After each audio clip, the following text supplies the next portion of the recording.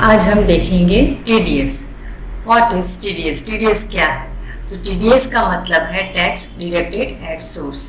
मतलब कि जब हम किसी व्यक्ति या कंपनी को कुछ प्रकार का भुगतान करते हैं, जैसे कि प्रोफेशनल फीस होती है, कॉन्ट्रैक्ट पेमेंट रहता है, रेंट होता है, तो उस पेमेंट पर सरकार की नियम अनुसार पहले टैक्स काट लिया जाता है और फिर बाकी पैसा उस व्यक्ति को देना रहता है।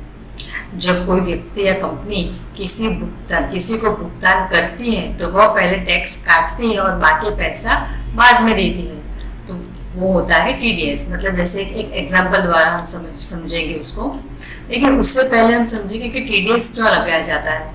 अभी हमें गवर्नमेंट को पहले वो पेमेंट कर देना रहता है, उसके बाद जो बचता है वो हमें रेंट या जो है प्रोफेशनल फीस, वो उस हिसाब से हमें उसको पे करना है। तो देखते हैं कि TDS क्यों लगाया जाता है। नंबर 1, सरकार को समय पर टैक्स मिल जाए। नंबर 2, टैक्स चोरी कम हो। और नंबर 3, टैक्स कलेक्शन आसान हो। तो इसीलिए हम TDS लगाते हैं। अब एक एग्जांपल हम देखते हैं। मान लीजिए आपने अमित को दुकान का किराया 45,000 दिया। अभी उस पर हमें TDS लगाना है। तो पहले तो हम देखेंगे कि जो इनकम टैक्स के रूल्स है उसके हिसाब से रेंट, मतलब दुकान या बिल्डिंग का जो किराया रहता है उसके ऊपर आमतौर पर 10% TDS लगता है।